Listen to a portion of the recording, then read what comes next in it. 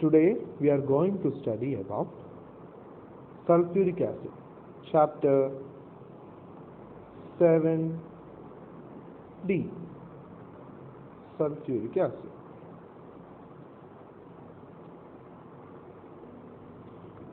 So what is the formula of sulfuric acid? H2SO4. Okay.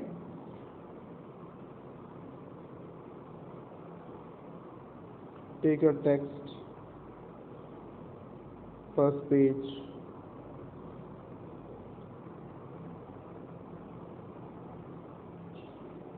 Okay. Sulfuric acid was initially called oil of vitriol. Sulfuric acid ne നേരത്തെ അത് അറിയപ്പെടുന്നു. ഇപ്പം sulphuric acid എന്നൊരു പേര് വരുന്നതിന് മുന്നേ it was called oil of vitriol.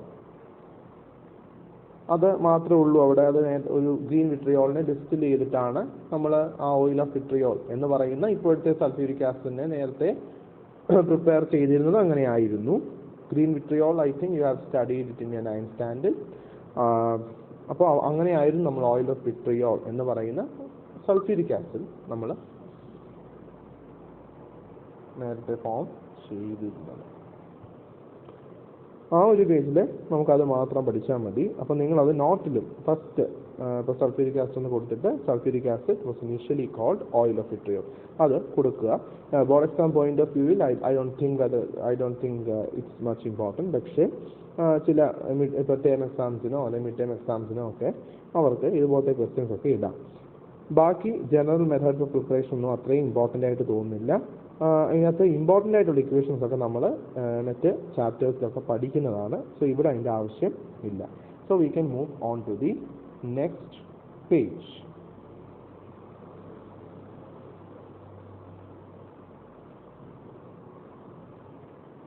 This is our next page. അപ്പോൾ അത് ഈ സൾഫ്യൂരിക് ആസിഡിനെ മാനുഫാക്ചർ ചെയ്യുന്ന അല്ലെങ്കിൽ ഇൻഡസ്ട്രിയലി മാനുഫാക്ചർ ചെയ്യുന്ന പ്രോസസ്സാണ് കോണ്ടാക്ട് പ്രോസസ്സ്. നമ്മൾ കഴിഞ്ഞ ക്ലാസ്സിൽ we have learned about Ostwald process which was the manufacture of nitric acid. അതേപോലെ the manufacture of sulphuric acid is called contact process. അപ്പോൾ ആ കോണ്ടാക്ട് പ്രോസസ്സിൻ്റെ ലാബറട്ടറി ഒരു എന്താ പറയുന്നത് അതിൻ്റെ അപ്പാരറ്റസ് ഒക്കെ കാണിച്ചിരിക്കുക ഈ ഒരു പേജിനകത്ത്. അതും നമുക്ക് അത്ര ഇമ്പോർട്ടൻ്റ് ആയിട്ടുള്ളതല്ല. അത് കുറച്ചുകൂടി ഡീറ്റെയിൽഡ് ആയിട്ട് അതിൻ്റെ പാർട്സും കാര്യങ്ങളും ഒന്നും നമുക്ക് തൽക്കാലം ആവശ്യമില്ല. അതുകൊണ്ട് നമ്മൾ തൽക്കാലം അതിനെക്കുറിച്ച് വെറി ചെയ്യേണ്ട ആവശ്യമില്ല. ഇൻ കേസ് എന്തെങ്കിലും ആവശ്യമുണ്ടെന്ന് തോന്നി, ഇതുവരെ അതിന് ആവശ്യമില്ലായിരുന്നു, ഇനിയും എന്തെങ്കിലും ആവശ്യം ഉണ്ടെന്ന് തോന്നിയാൽ നമുക്ക് അത് ചെയ്യാം. അത് പിന്നീട് നമുക്കതിനെക്കുറിച്ച് പഠിക്കാം. അതിൻ്റെ ആവശ്യം തൽക്കാലം ഇല്ലാത്തതുകൊണ്ട് ഞാൻ അടുത്ത പേജിലോട്ട് പോവാണ്.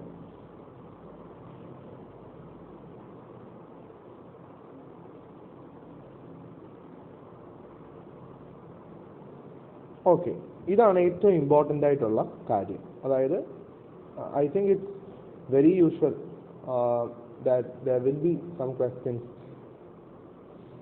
Related to contact process in your question paper. അത് ബോർഡ് എക്സാമിന് sure one of the sure questions ആണ് അതൊക്കെ. കോണ്ടാക്ട് പ്രോസസ്സിന് എഴുതാനായിട്ടോ അതിൻ്റെ ഇക്വേഷൻസ് എഴുതാനായിട്ടോ അല്ലെങ്കിൽ അവിടെ ഉപയോഗിക്കുന്ന കാറ്റലിസ്റ്റ് ഏതാണെന്നോ അല്ലെങ്കിൽ പ്രൊമോട്ടർ ഏതാണെന്നോ, സോ അങ്ങനെ പല രീതിയിൽ ആ ഒരു ക്വസ്റ്റ്യൻ ചോദിക്കാം.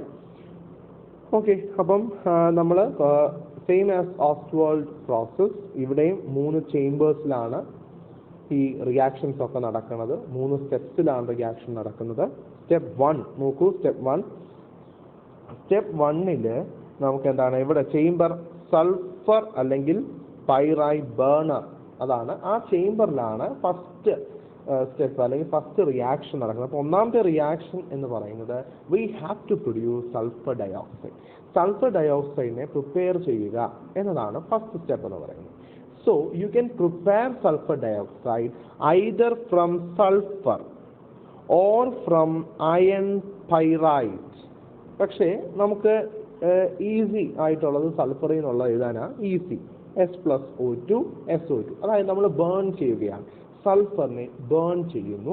അങ്ങനെ ബേൺ ചെയ്യുമ്പോൾ ഫോർ ബേണിംഗ് ഓക്സിജൻ മസ്റ്റാണ്. അപ്പോൾ ആ സൾഫറും ഓക്സിജനും കൂടി കമ്പൈൻ ചെയ്ത് സൾഫർ ഡയോക്സൈഡ് ആയി. അതാണ് ഫസ്റ്റ് സ്റ്റെപ്പ് എന്ന് പറയുന്നത്. സൾഫറും ഓക്സിജനും കൂടി കമ്പൈൻ ചെയ്ത് സൾഫർ ഡയോക്സൈഡ് ആയി. That is the first step. ഇനി സ്റ്റെപ്പ് 2. അപ്പോൾ ഈ നോട്ടിൽ ഇത് എഴുതണം, കോണ്ടാക്ട് പ്രോസസ് കൊടുത്തിട്ട് സ്റ്റെപ്പ് 1 അതിൻ്റെ ചേംബർ, പിന്നെ അവിടുത്തെ ഇക്വേഷൻ. അത് ഇനി സൾഫർ ടു സൾഫർ ഡയോക്സൈഡ് ആണെന്ന് അറിയാത്തവർ ആദ്യം അതും കൂടി കൊടുത്തോളൂ. ഓക്കെ, ഇനി സ്റ്റെപ്പ് 2 നടക്കുന്നത് കോണ്ടാക്ട് ടവറിലാണ്. കോണ്ടാക്ട് ടവറിൽ അവിടെ നടക്കുന്നത് നമുക്ക് ഫസ്റ്റ് സ്റ്റെപ്പിലുണ്ടായ സൾഫർ ഡയോക്സൈഡിനെ we are converting it into sulphur trioxide. Sulphur ഡയോക്സൈഡിനെ നമുക്ക് സൾഫർ ട്രയോക്സൈഡ് ആക്കി മാറ്റണം. ഇത് വളരെ ഓക്സിഡേഷൻ ആണത്. സൾഫർ ഡയോക്സൈഡിനെ സൾഫർ ട്രയോക്സൈഡ് ആക്കി മാറ്റുന്ന ഒരു oxidation in the presence of a catalyst. ഒരു കാറ്റലിസ്റ്റിന്റെ പ്രസൻസിൽ നമ്മൾ ഓക്സിഡൈസ് ചെയ്യുന്നു.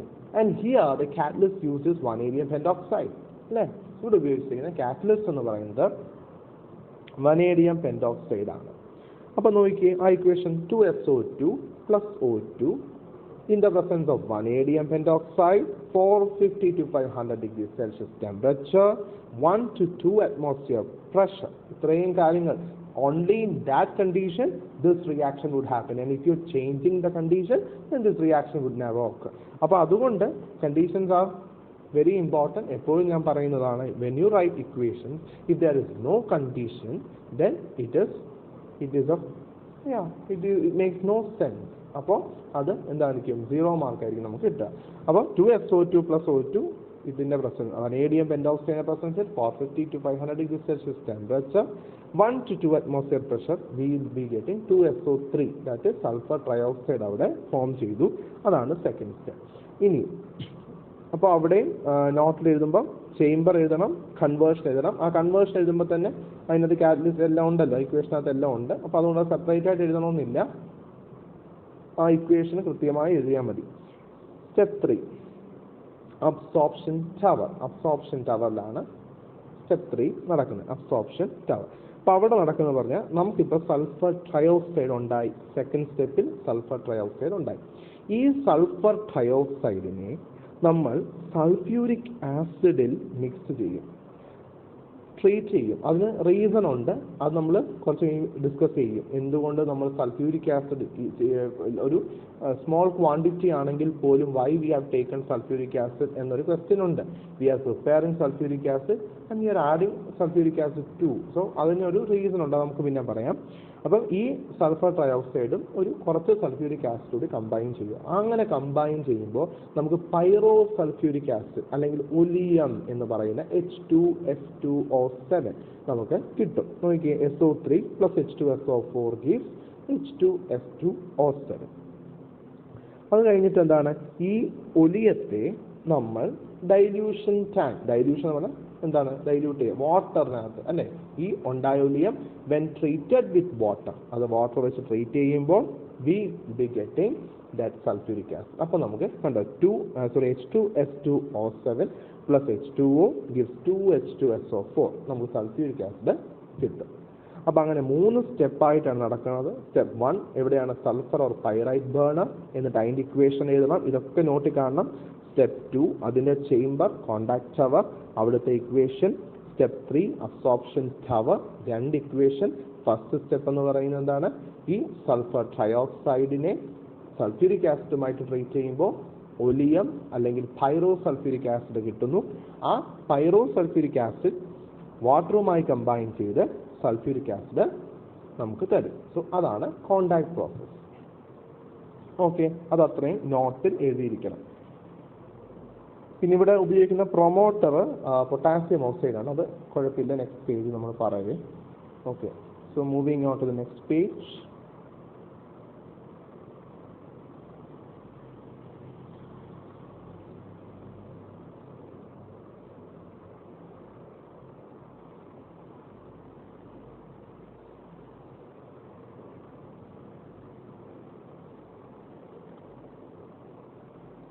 ഓക്കെ, അപ്പം ഇവിടെ നമ്മൾ നമ്മുടെ നൈട്രിക് ആസിഡ് കണ്ട പോലെ അല്ലെങ്കിൽ ഹൈഡ്രജൻ ക്ലോറൈഡ് കണ്ട പോലെ ഇതെല്ലാം ഗീവ് റീസൺസിനുള്ള ക്വസ്റ്റ്യൻസ് ആണ് മിക്കവാറും.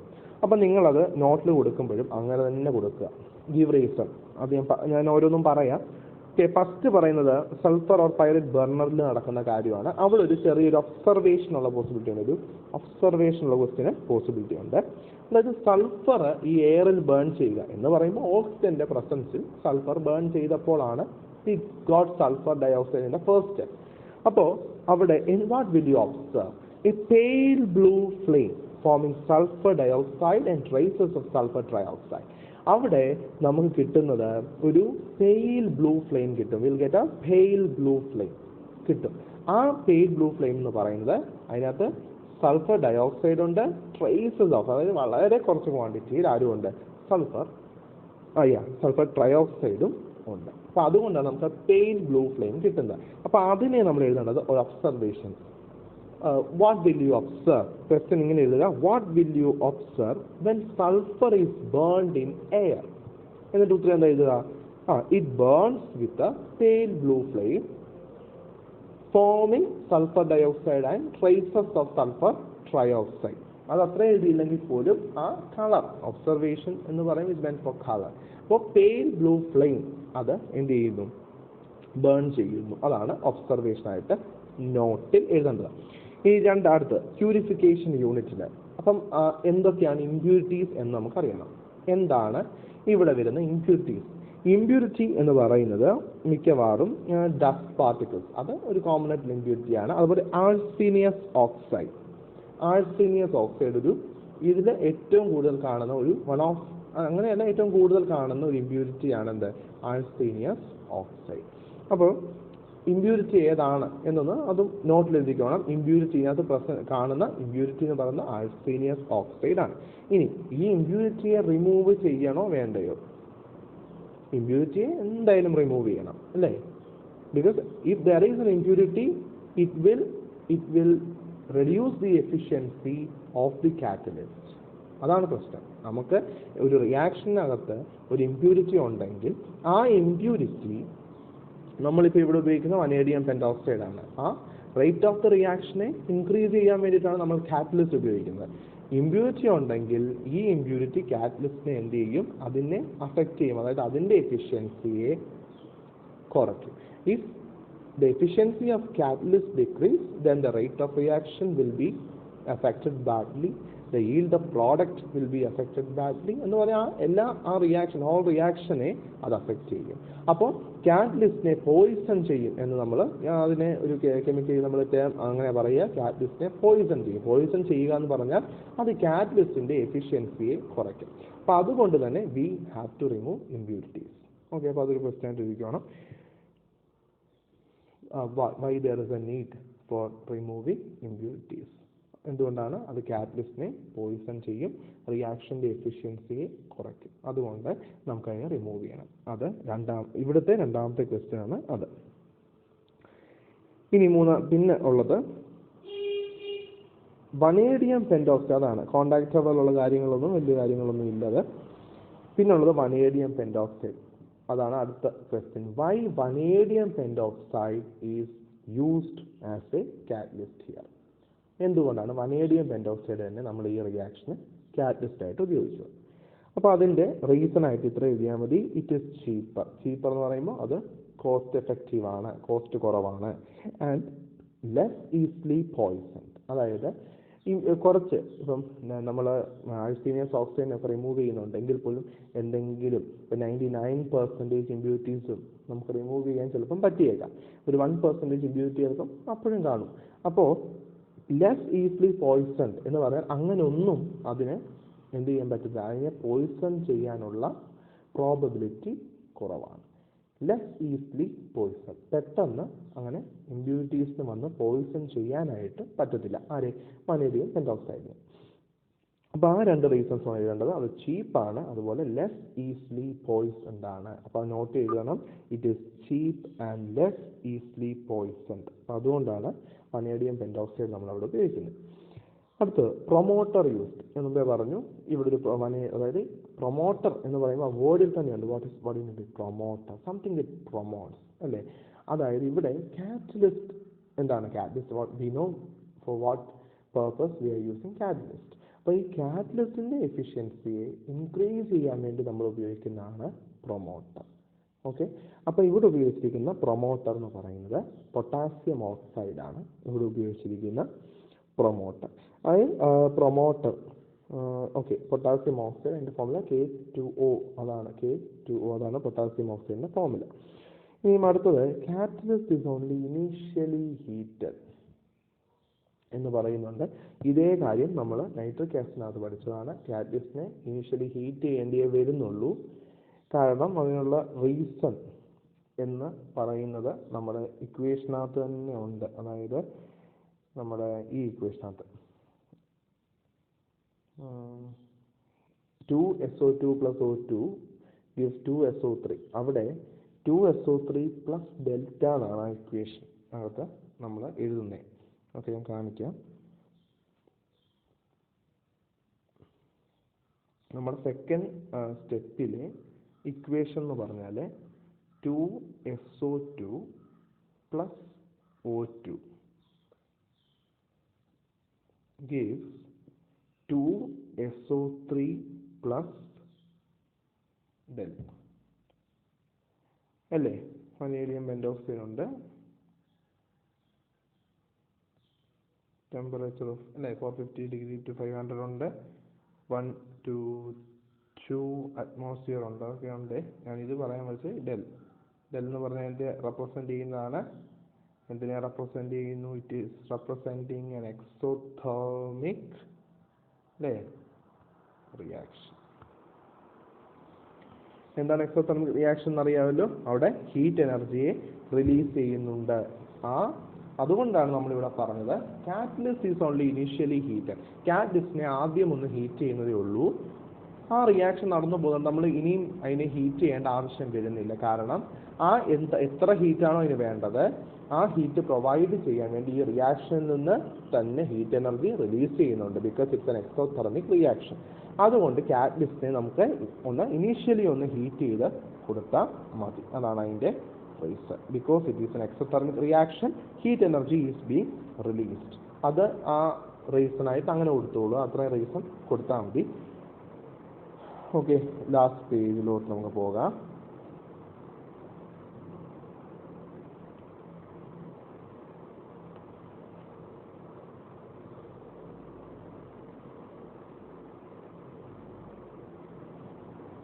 ഓക്കെ, ഇന്ന് നമ്മളിവിടെ നിർത്തുക. ഇവിടെ വരെ ഉള്ളൂ. Okay, temperature used in the catalytic oxidation of SO2 is around 450 to 500 degrees Celsius.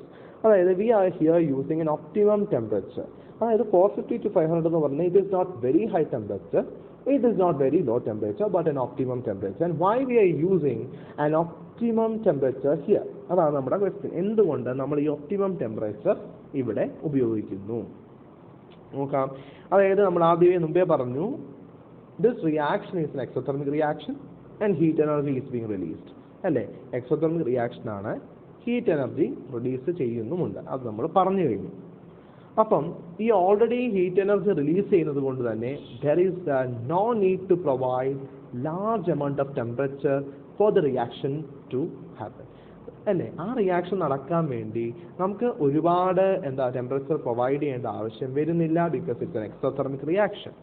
ഇനി രണ്ടാമത്തെ കാര്യം, ഓക്കെ ഇത് എക്സോതെർമിക് റിയാക്ഷൻ ആണ് എന്ന് പറഞ്ഞിട്ട് ടെമ്പറേച്ചറേ കൊടുക്കണ്ട, നമുക്ക് ഒരു 10 20 അല്ലെങ്കിൽ 20-30 ഡിഗ്രി സെൽഷ്യസ് കൊടുത്താൽ മതി എന്ന് നമുക്ക് വിചാരിക്കാനും പറ്റത്തില്ല. ബിക്കോസ് ഒരുപാട് ടെമ്പറേച്ചർ ലോ ആയി കഴിഞ്ഞാൽ it may slow down the rate of reaction. അത് എന്ത് ചെയ്യാം, മൊത്തത്തിൽ ആ റിയാക്ഷനെ സ്ലോ ചെയ്യാനും പോസിബിലിറ്റി ഉണ്ട്. അപ്പോൾ അതുകൊണ്ട് ഒരുപാട് കൂടുതൽ വേണ്ട. It is not very large value, it is not very low value, but an optimum value. Okay, അപ്പോൾ അതുകൊണ്ടാണ് നമ്മൾ ഒപ്റ്റിമം വാല്യൂ അവിടെ ഉപയോഗിക്കുന്നത്. നമുക്ക് വെരി ഹൈ വാല്യൂ വേണ്ട, because it's an exothermic reaction. Very low value വേണ്ട, കാരണം it may slow down the reaction. So we want to use an optimum temperature for the reaction to happen. അവിടെ നമ്മൾ ആ del എന്ന് represent ചെയ്ത ഇക്വേഷനകത്ത് del എന്ന് നമ്മൾ കാണിച്ചു, എക്സോതെർമിക് റിയാക്ഷൻ അവിടെ കാണിച്ചിട്ടുണ്ട്. 45 കിലോ കാലറി ഓഫ് എനർജിയാണ് അവിടെ റിലീസ് ചെയ്യുന്നത്. അപ്പോൾ അത്രത്തോളം എനർജി റിലീസ് ചെയ്യുന്നുണ്ട്. അതുകൊണ്ടാണ് നമുക്ക് ഹൈ ടെമ്പറേച്ചർ പ്രൊവൈഡ് ചെയ്യേണ്ട ആവശ്യമില്ല. അതും റീസൺ ആണ്.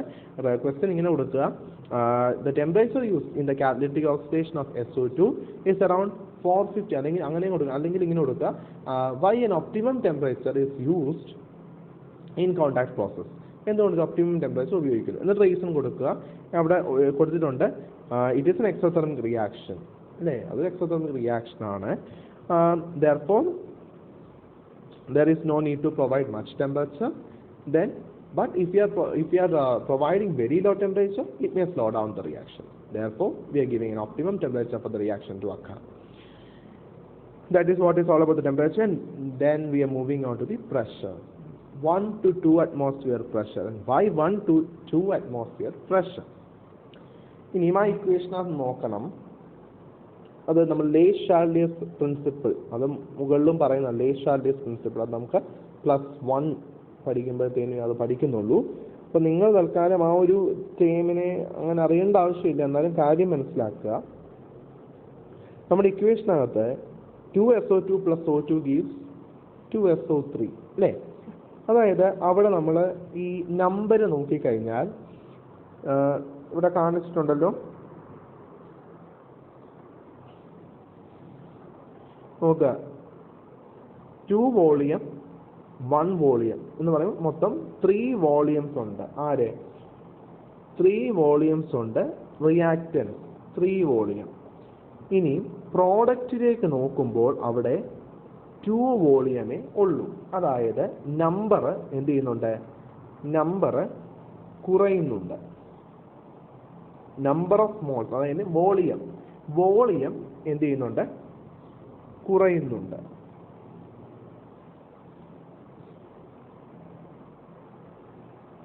ഓക്കെ. ഇനി വോളിയം കുറയുന്നത് റിയാക്ഷൻ ആണെങ്കിൽ, വോളിയവും പ്രഷറും ഇൻവേഴ്സ് റിലേഷൻഷിപ്പ് ആണ്. നമ്മൾ പഠിച്ചിട്ടുള്ളത് നേരത്തെ, വോളിയവും പ്രഷറും ഇൻവേഴ്സ് റിലേഷൻഷിപ്പ് ആണ്. അപ്പം വോളിയം കുറയുവാണെങ്കിൽ automatically the pressure should increase. Pressure increase ചെയ്യണം. പക്ഷേ we can't provide a large pressure, high pressure നമുക്ക് പ്രൊവൈഡ് ചെയ്യാൻ പറ്റത്തില്ല. കാരണം എന്താണ്, അത് അവിടെ ഉപയോഗിച്ചിരിക്കുന്ന പൈപ്പ് ലെഡ് പൈപ്പ് എന്ന് പറഞ്ഞാൽ ലെഡ് കൊണ്ട് ഇറ്റ്സ് മെയ്ഡ് ഓഫ് ലെഡ്. അപ്പോൾ ലെഡ് പൈപ്പ്സും അതുപോലെയുള്ള ആ ഒരു ആ പ്ലാന്റിന്റെ ഓരോ പാർട്ട് ഉണ്ടല്ലോ, അതിനെ ചിലപ്പോൾ ഡാമേജ് ചെയ്യാം. അതുകൊണ്ട് ഒരുപാട് ഹൈ പ്രഷർ കൊടുക്കുക എന്ന് പറയുന്നത് അതത്ര അത് നല്ലതല്ല. അല്ലെങ്കിൽ അത് it may cause damage to the parts of the power plants. അതിൻ്റെ ഇൻസ്ട്രുമെന്റ്, അതിൻ്റെ ഓരോ പാർട്സിനും അത് എന്തുണ്ടാക്കും, പ്രശ്നം ഉണ്ടാക്കും. അപ്പം നമുക്ക് എന്ത് കൊടുക്കാൻ പറ്റില്ല, ഹൈ പ്രഷർ കൊടുക്കാൻ പറ്റത്തില്ല. പക്ഷേ ആസ് പെർ റൂൾ അനുസരിച്ച് നമ്മൾ പറയുവാണെങ്കിൽ the volume and pressure is having an inverse relationship. അപ്പം here volume is decreasing, therefore the pressure must increase. അങ്ങനെയാണ്. പക്ഷേ നമുക്കത് നടക്കത്തില്ല. അപ്പോൾ നമ്മൾ എന്ത് ചെയ്യണം, ഹൈ പ്രഷർ അത് വിഷയം അല്ലെങ്കിൽ ഡാമേജ് ഉണ്ടാക്കും എന്നുള്ളത് കൊണ്ടാണ് നമ്മൾ ഒരു ഒപ്റ്റിമം പ്രഷർ ഇവിടെ കൊടുക്കുന്നത്. നമ്മുടെ ഒരുപാട് ഹൈ പറ്റത്തില്ല, പക്ഷെ ഒരുപാട് ലോ ആവാൻ പറ്റത്തില്ല. കാരണം എന്താണ്, കാരണം വോളിയം കുറയുവാണ്. You have to increase the pressure. പക്ഷെ ഇവിടെ എന്താ പറയുക, ഒരുപാട് കൊടുക്കാനും പറ്റില്ല. അതുകൊണ്ട് ടെമ്പറേച്ചർ പോലെ തന്നെ പ്രഷറും നമ്മളൊരു ഒപ്റ്റിമം വാല്യൂവിൽ അല്ലെങ്കിൽ ഒപ്റ്റിമം പ്രഷർ മാത്രമേ നമുക്ക് പ്രൊവൈഡ് ചെയ്യാനായിട്ട് പറ്റത്തുള്ളൂ. അപ്പോൾ അവിടെയും അതാണ് question. And optimum pressure of about 1 to 2 atmosphere is used during the catalytic oxidation. Why? അല്ലെങ്കിൽ during contact process. Why? അപ്പോൾ എഴുതണം, ആദ്യം ഇക്വേഷൻ എഴുതുക. അപ്പോൾ എന്നിട്ട് എന്താണ്, here the volume, ഈ വോളിയം കാണിക്കുക, 3 volumes reduced to 2 volumes. So the forward reaction is favored by increasing the pressure. അല്ലേ, if a reaction takes place with decrease in volume, അല്ലേ. But high pressure may damage lead pipes and acid resisting towers. ഇതൊക്കെ ആ മെഷീനകത്തെ ഓരോ parts ആണ്, അതിൻ്റെ ആ processing യൂണിറ്റിനകത്തെ ഓരോ parts ആണ്. അപ്പോൾ അതിനെ ഡാമേജ് ചെയ്യും. Therefore an optimum pressure of 1 to 2 atmosphere is used. And the last one ഞാൻ മുമ്പേ പറഞ്ഞതാണ്, ഈ തേർഡ് സ്റ്റെപ്പിൽ നമ്മൾ സൾഫർ ട്രൈഓക്സൈഡിനെ ഡയറക്റ്റ് ആയിട്ട് വാട്ടറിലല്ല ഒഴിക്കുന്നത്, കുറച്ച് സൾഫ്യൂരിക് ഗ്യാസിനകത്ത് തന്നെയാണ് ഒഴിക്കുന്നത്. അത് ഞാൻ പറഞ്ഞതാണ്. അപ്പോൾ എന്തുകൊണ്ട് അങ്ങനെ എന്നുള്ളതാണ്. നമുക്ക് ഈ സൾഫർ ട്രൈ ഓക്സൈഡിനെ വാട്ടറിനകത്തോട് ഡയറക്റ്റായിട്ട് ഇട്ട് കഴിഞ്ഞാൽ എന്താണ് ഭയങ്കര എക്സോതെർമിക് റിയാക്ഷനാണ്. അത് ഭയങ്കര എക്സോതെർമിക് റിയാക്ഷനാണ്. അങ്ങനെ എക്സോതെർമിക് റിയാക്ഷൻ ആയതുകൊണ്ട് തന്നെ ഇതെന്ത് ചെയ്യുന്ന അറിയാമോ, നമ്മുടെ SO3 ആണ്, H2O ആണ്, അതായത് H2SO4 അതാണ് ഉണ്ടാവുക. അപ്പം ഈ H2SO4 ഈ കണ്ടൻസ് ചെയ്ത് ഭയങ്കര ഫ്യൂംസ് ഒക്കെ വരും. അതായത് ആ ഫ്യൂംസ് എന്ന് പറയുന്നത് തന്നെ ഈ സൾഫ്യൂരിക് ആസിഡിന്റെ പാർട്ടിക്കിൾസ് ആണ് വരാൻ പോകുന്നത്. അപ്പോൾ അത് it's A very very danger, ഭയങ്കര ഡേഞ്ചറസ് ആയിട്ടുള്ള കാര്യമാണ്. സൾഫ്യൂരിക് ആസിഡിന്റെ പാർട്ടിക്കിൾസ്, ആ പാർട്ടിക്കിൾസ് ആണല്ലോ ഈ ഫ്യൂംസ് ആയിട്ടൊക്കെ ഇരിക്കുക. ഈ ഫ്യൂംസ് ആയിട്ട് ഇങ്ങനെ കുറെ, അത് it is very difficult to condense. അതിനെ ഒന്ന് കണ്ടൻസ് ചെയ്യാൻ പോലും ഭയങ്കര പാടായിരിക്കും, അത്രയും ഹൈലി എക്സോതെർമിക് റിയാക്ഷനാണ്. അപ്പോൾ അതുകൊണ്ടാണ് നമ്മൾ ഈ SO3-നെ ആദ്യം എന്ത് ചെയ്യുന്നത്, സൾഫ്യൂരിക് ആസിഡിനകത്തോട്ട് റിയാക്ട് ചെയ്യിപ്പിച്ച് അതിനെ ഒലിയമാക്കി കൺവേർട്ട് ചെയ്ത് ആ ഒലിയത്തെ പിന്നെ ഡൈല്യൂഷൻ ടാങ്ക്, അവിടെ ഡൈല്യൂഷൻ ടാങ്കാണ്, വാട്ടറൊക്കെ അത്യാവശ്യം വാട്ടർ പ്രൊവൈഡ് ചെയ്ത്. കാരണം ഒലിയം എന്ന് പറയുന്നത് കുറച്ചുകൂടി അത്രയും ഡേഞ്ചറസ് സ്റ്റേജ് അല്ല, അത് അത്രയും എക്സോതെർമിക് റിയാക്ഷൻ ഒന്നും ഉണ്ടാക്കുന്നില്ല. അതുകൊണ്ടാണ് നമ്മൾ ഒലിയവും ഈ പറഞ്ഞ വാട്ടറും കൂടി മിക്സ് ചെയ്തിട്ടാണ് നമുക്ക് സൾഫ്യൂരിക് ആസിഡ് ഫോം ചെയ്യുന്നത്. ഓക്കെ, അപ്പോൾ അതും ഒരു റീസൺ ആയിട്ട് കൊടുക്കാം. Why the SO3 vapors are not directly absorbed into water, അല്ലെങ്കിൽ why the SO3 vapors are absorbed in concentrated sulfuric acid in the third step or in absorption tower. അപ്പോൾ അതിൻ്റെ reason ആയിട്ട് ഇത് കൊടുക്കുക. എന്താണ്, when sulfur trioxide is directly added to water, that reaction is very much exothermic or highly exothermic, okay, resulting in the production of fumes, dense fumes, which is very difficult to condense. Therefore, we are adding it into the sulfuric acid and then forms the oleum. The oleum then treated with water gives the sulfuric acid. Okay, അതും give reason ആയിട്ട് എഴുതണം. അപ്പോൾ ഇത്രയും കാര്യങ്ങളാണ് ഇന്ന് ഞാൻ പറയാൻ ഉദ്ദേശിക്കുന്നത്. ഫസ്റ്റ് ടൈമാണ്, ഒരുപാട് പ്രശ്നങ്ങൾ കാണാം. അപ്പോൾ ഞാൻ ഇങ്ങനെ സെർച്ച് ചെയ്തൊക്കെ ഇങ്ങനെ കിട്ടിയതാണ് ഒരാപ്പ്. അത് എത്രത്തോളം ശരിയാണ്, നിങ്ങൾക്ക് എത്രത്തോളം കിട്ടിയിട്ടുണ്ടെന്നൊന്നും എനിക്കറിയത്തില്ല. ഇതൊരു ട്രയൽ പോലെ നമ്മൾ നോക്കുക. ഇനി കൊറോണയൊക്കെ ഇങ്ങനെ കൂടുവാണെങ്കിൽ എന്താ സിറ്റുവേഷൻ ഒന്നും പറയാൻ പറ്റത്തില്ലല്ലോ. അപ്പോൾ നമ്മൾ ട്രയൽ പോലെ നോക്കുവാണ്.